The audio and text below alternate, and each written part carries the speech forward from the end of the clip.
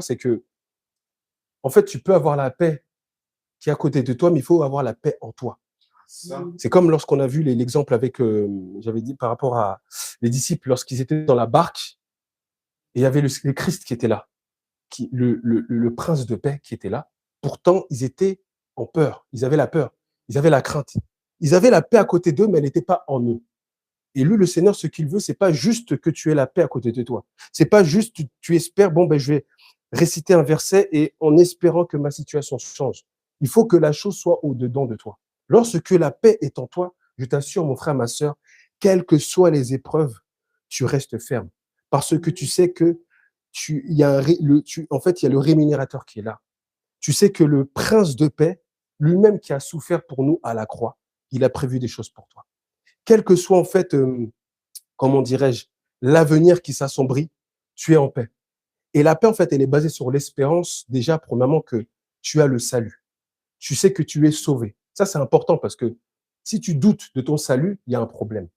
Parce que là, on a vu aujourd'hui, hein, avec les différents meurtres, hein, on ne sait pas demain, notre vie peut être ôtée. Mais où passeras-tu l'éternité? C'est la question qu'il faut se poser. Est-ce que tu auras l'assurance d'être auprès du Seigneur?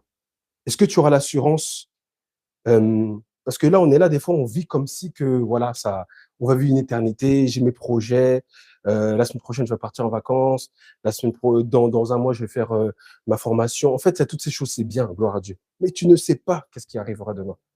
La fille comment dirais-je, comme on a dit, l'Ukrainienne, qui s'est fait poignarder, elle ne savait pas. Mais on ne sait pas où est son éternité aujourd'hui. On ne sait pas où elle est. Et ça aurait pu arriver n'importe quelle personne. Il y a un exemple aussi, hein, on n'a même pas besoin de partir loin. Il y avait aussi ce même événement. Il y avait un jeune homme de 25 ans, la même chose. Il sortait d'un anniversaire.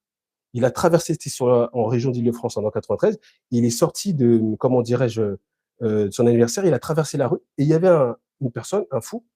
Il a pris, il a poignardé. Comme ça, et les gens le filmaient comme ça. Donc, il a poignardé, poignardé, poignardé. C'était un père de famille.